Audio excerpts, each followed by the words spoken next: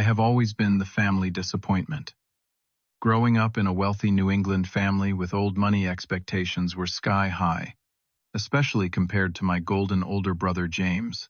While he followed our father's footsteps perfectly, I quietly built my own path away from the family business. Last year, James hired a private investigator to gather evidence of my failures for our parents. Before I tell you how this backfired spectacularly, drop a comment, letting me know if you have ever had a family member try to sabotage you. Hit subscribe if you want more stories about turning family betrayal into triumph. The Winters family name has carried weight in Boston for 5 generations. Our legacy was built on investment banking, with each firstborn son expected to maintain and grow our considerable fortune. My parents made their expectations clear from the beginning. Excellence was not celebrated. It was simply expected. James was 4 years older than me, and from the moment I could walk, the comparisons began. He was reading chapter books while I was still figuring out picture books. His Little League trophies lined the shelves while I struggled to even catch a ball. Our father, William Winters III, never missed an opportunity to highlight the disparity between us. Anderson, why cannot you apply yourself like your brother became the soundtrack of my childhood? What no one seemed to notice was that while James excelled at the things our family valued, mathematics, athletics, and social finesse, I had different talents entirely. I could spend hours taking apart and rebuilding computers.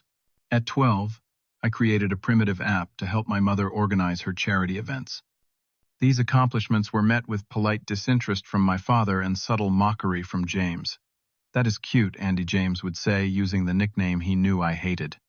"Maybe you can make video games when you grow up." The condescension was always wrapped in just enough charm that my parents never saw it for what it was. By high school, our paths were firmly established. James was class president, valedictorian, and star quarterback, the perfect heir to the Winters fortune. I was the kid who skipped pep rallies to work on coding projects whose grades were good but not spectacular, and who had a small circle of equally tech-obsessed friends that my parents considered beneath our social standing. The disparity continued into college. James attended Harvard just like our father and grandfather before him. He joined the right fraternity, dated the right girls, and networked with the right families. Meanwhile, I reluctantly enrolled at Boston University, a choice my father referred to as settling. "At least it is close to home," my mother would say, trying to find a silver lining. During my sophomore year, I developed an algorithm that could predict stock market fluctuations with surprising accuracy. Excited about the potential, I brought it up at our monthly family dinner. "Actually, I have been working on something that might interest you, Dad," I said, trying to keep my voice steady. "It is a predictive model for market trends," that James interrupted with a laugh. "Anderson, leave the investment strategies to the professionals. Your little computer games are not going to revolutionize Wall Street." Our father chuckled while our mother looked uncomfortably at her plate. The conversation quickly shifted to James getting accepted into Harvard Business School. That same year, James graduated with honors. Our parents gifted him a brand new Mercedes. 3 months later, when I made the dean's list for the first time, I received a lecture about how applying yourself earlier would have gotten you into Harvard. The expectation that I would eventually join Winters' investment group loomed over everything. My father had already given James a junior executive position despite his lack of real-world experience. The path was clear. I would finish my adequate education, join the family firm at a lower position than my brother, and spend my career in his shadow. The breaking point came during winter break of my junior year. I had developed a cybersecurity concept that several of my professors thought had commercial potential. When I tried to discuss it with my father, seeking perhaps a small loan from my trust fund to develop it, he dismissed it outright. "This is not the time for your hobby projects, Anderson," he said firmly. "You need to focus on graduating and preparing to join the firm. James was already handling client accounts at your age." "But I do not want to join the firm," I finally admitted. "I want to start my own company." The silence that followed was deafening. Then came my father's ultimatum: follow the family path or be cut off completely. James, always. The diplomat placed a hand on my shoulder. "Andy, you are just confused. Not everyone has the mind for business like Dad and I do. There is no shame in taking a smaller role at the firm. That night, I packed my belongings, withdrew the few $1,000s I had saved from summer jobs, and left Boston behind. My mother cried at the door, slipping me an envelope with $5,000, the most she dared to give without my father knowing. James stood in the background, his face a perfect mask of concern that did not reach his eyes. He will be back. I heard him tell our parents as I drove away. Once he sees how the real world works. Seattle was as far from Boston as I could get while staying in the continental United States. The city's tech scene was booming, and the constant rain matched my mood perfectly during those first few months. I found a studio apartment that was little more than a closet with a hot plate, but it was mine, paid for with my own money. Those first months were brutal. I worked as a barista in the mornings, did freelance coding work in the afternoons, and developed my ideas at night.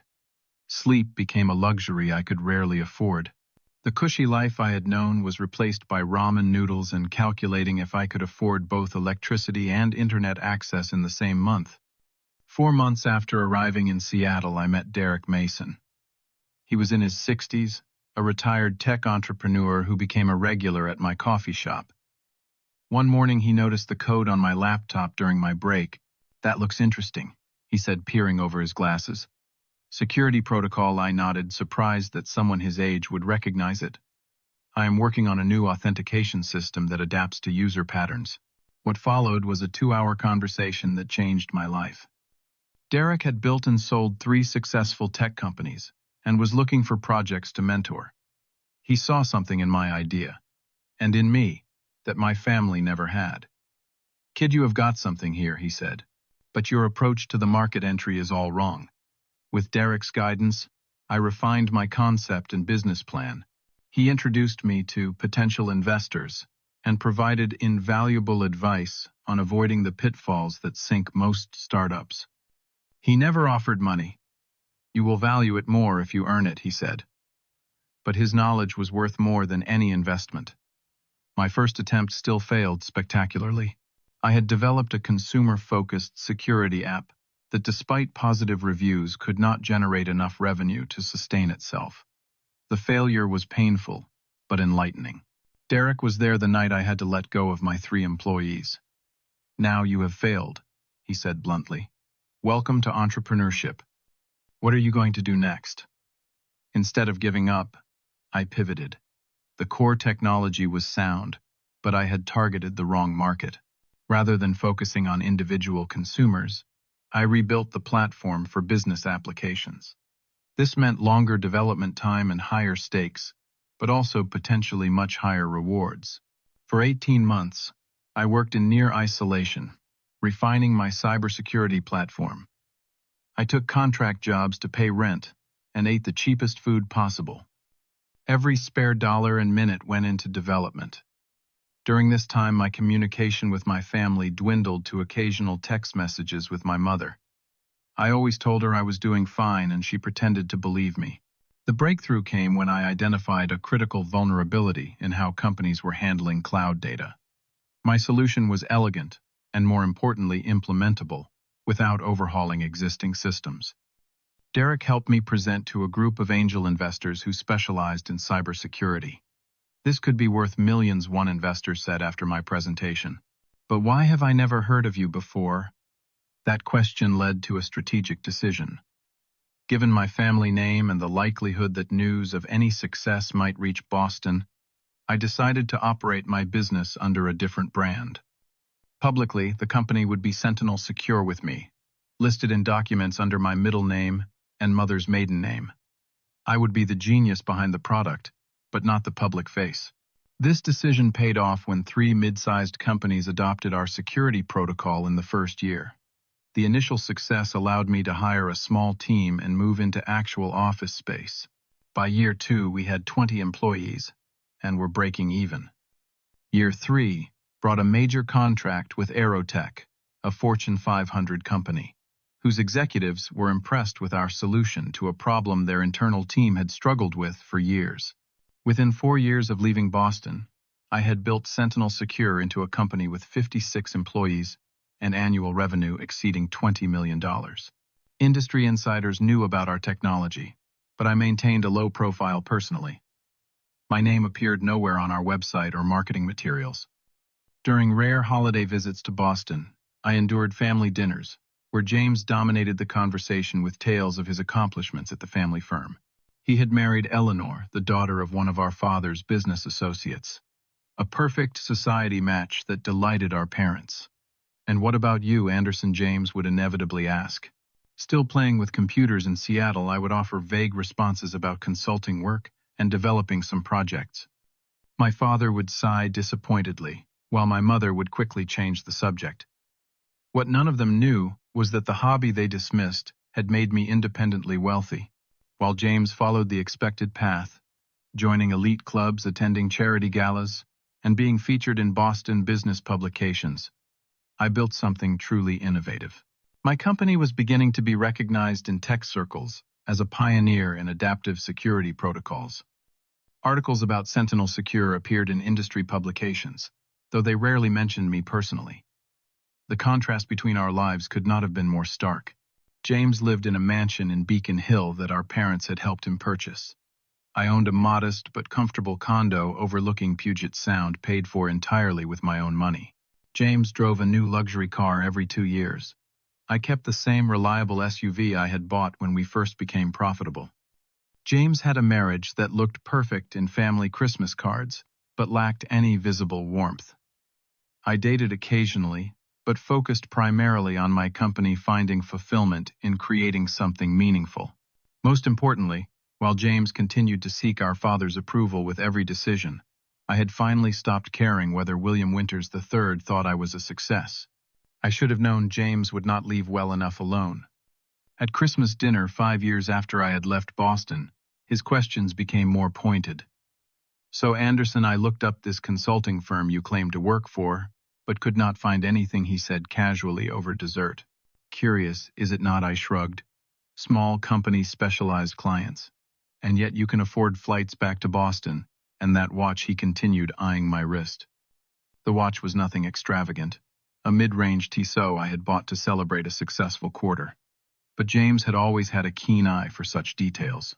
"I do okay," I replied, changing the subject. 2 weeks later, I noticed a man in Seattle taking photos of me entering my office building. The same man appeared near my favorite lunch spot the following day. Initially, I dismissed it as paranoia, but my security team confirmed my suspicions when they noticed unusual attempts to access company information. The confirmation came from an unexpected source. A former classmate who had moved to Seattle contacted me out of the blue. "This is awkward," Tyler said over coffee, "but your brother reached out asking for information about you. He mentioned hiring someone to check on you because the family is concerned." Rather than confront James immediately, I decided to let the investigation play out. If my brother wanted information, I would make him work for it and ensure he got more than he bargained for. I instructed my security team to create a digital trail that would be difficult but not impossible to follow. We laid breadcrumbs that would eventually lead to the truth about Sentinel Secure and my role in it. Meanwhile, I continued my routine, occasionally making eye contact with the private investigator, just to let him know I was aware of his presence. 3 months into the investigation, I received a furious call from James. "You lied to us," he shouted without preamble. "All these years pretending to struggle while building a company worth $40 million. How could you be so deceitful?" "Interesting," I replied calmly. "So you admit to having me investigated. That is not the point." James sputtered. "The point is, you have been hiding your success from the family. Dad deserves to know what his son has accomplished." "Does he?" I asked. "Or are you just upset that your narrative about me being a failure is not true?" James demanded. I returned to Boston immediately for a family meeting. Out of curiosity about how this would play out, I agreed. The scene at my parents' Beacon Hill mansion was tense. My father sat stone-faced at the head of the dining table, my mother beside him looking anxious. James paced the room like a prosecutor preparing to deliver a damning closing argument. "Anderson has something to share with you," James announced dramatically once we were all seated. "Actually," I countered, "it seems James is the one with news. Why do not you tell Mom and Dad about the private investigator you hired to spy on me? My mother gasped. My father's expression remained impassive, but a muscle twitched in his jaw. I was concerned, James defended. He has been secretive for years, and with good reason. He slapped a folder onto the table. Anderson has been building a technology company behind our backs, Sentinel Secure. Perhaps you have read about it in the Wall Street Journal's feature on innovative cybersecurity firms. My father's eyes narrowed slightly, the closest he ever came to showing surprise. The company is valued at $40 million, James continued. And would you like to know why we never heard about it? Because Anderson deliberately hid his success from his family. Is this true? My father finally spoke, looking directly at me for what felt like the first time in years. The company valuation is actually closer to $50 million now, I replied. The rest is accurate. A complex series of emotions crossed my father's face. Pride, anger, confusion, and something else I had never seen directed at me, respect. Why would you keep this from us? My mother asked softly. Would you have believed me if I had told you? I asked. When I left, everyone in this room made it clear what you thought of my abilities and my future. We were trying to guide you, my father said stiffly. No, I countered. You were trying to force me to be James. And speaking of James, I turned to my brother. Shall we discuss why you really hired that investigator? I pulled out my phone and played a recording. A conversation between James and my former roommate from college, offering him money for any damaging information about me. The timestamp showed it was from 2 years before, long before his supposed recent concerns. You have been trying to sabotage me for years, I said calmly. You called the dean at BU when I was being considered for a prestigious internship. You warned our cousins against investing in my first business concept. James's face had gone pale. That is absurd. I was protecting the family from your inevitable failures. And yet I succeeded anyway, I noted. Which brings me to the other reason you are suddenly so interested in my business. Winter's investment group is having liquidity problems. Is not it? The shocked look on my parents' faces told me they had not known. That is a temporary cash flow issue, James stammered. 3/4 of declining returns is not temporary, I replied. Nor is the federal investigation into some of your more creative accounting practices. My father turned to James, his expression thunderous. What is he talking about? As James tried to explain away the financial problems he had hidden from our parents, I sat back and watched the golden child's facade crack. Years of mismanagement had left the family firm vulnerable, and James had been covering it up while maintaining his image as the perfect son. When the dust settled, my father looked utterly defeated. My mother was quietly crying, and James stood exposed as both a failing businessman and a manipulative brother. I could have left them to deal with the mess. After years of dismissal and derision, it would have been justified. Instead, I made an offer that surprised even me. I need a business development director for our East Coast expansion, I said. Someone who knows the Boston business community and has an established network. The position reports directly to my VP of operations. James stared at me. You are offering me a job. Working for my little brother. I am offering you a lifeline, I clarified. Take it or leave it. My father looked between us, suddenly seeming much older than his 65 years. Your company, he said slowly. Is it truly worth $50 million? I nodded. We are preparing for an IPO next year. Projections put the public valuation closer to $200 million. For the first time in my life, I saw something like awe in my father's eyes. Not because of where I had gone to school, or whose son I had married, but because of what I had built with my own mind and hands. James eventually accepted my offer, though the humiliation nearly killed him. He moved to Seattle 3 weeks later, taking a position several rungs below what he had held at the family firm. Eleanor refused to leave Boston, and their marriage did not survive the transition. The years that followed brought healing, though not without growing pains. I maintained healthy boundaries with my family while not cutting ties entirely. My parents visited Seattle twice a year, gradually developing a relationship with me based on who I actually was, not who they had wanted me to be. James struggled initially, his ego bruised by having to report to people younger than himself. But without our father's shadow to hide his mistakes, he eventually became a competent, if not exceptional, executive.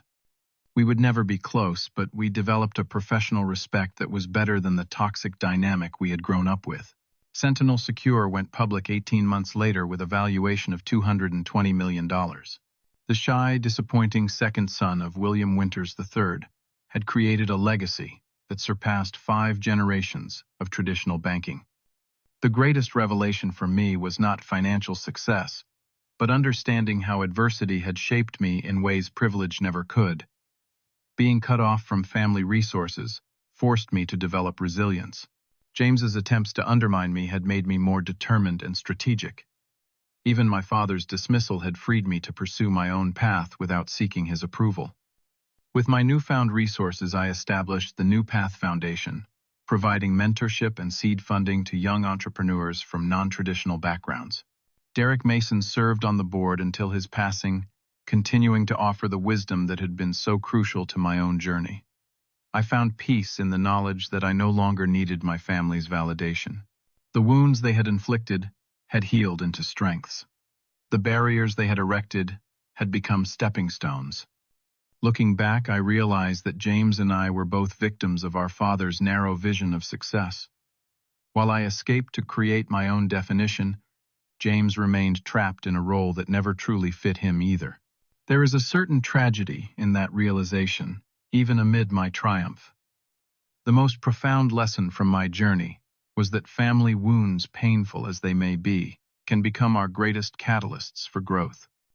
Success is not measured by comparing ourselves to others, especially not to the golden child who seems to have every advantage. True success comes from authentically expressing your unique gifts, even when, perhaps especially when, those around you cannot see their value. And forgiveness. It is not about absolving others of responsibility for their actions. It is about liberating yourself from the weight of resentment so you can move forward unburdened. I have not forgotten what my family did, but I have released the anger that once threatened to define me. In the end, competitive siblings can both win by running different races on different tracks. The question is whether you have the courage to leave the path others have chosen for you and forge your own way through the wilderness. Has someone in your family ever tried to hold you back or dim your light? How did you respond? Share your story in the comments below. If this tale of turning family betrayal into triumph resonated with you, please hit that like button and subscribe to hear more stories of overcoming adversity. And if you know someone struggling with family expectations, share this with them. Sometimes knowing others have walked this path makes the journey less lonely. Thank you for listening. And remember, the greatest revenge is not proving others wrong. It is proving yourself right.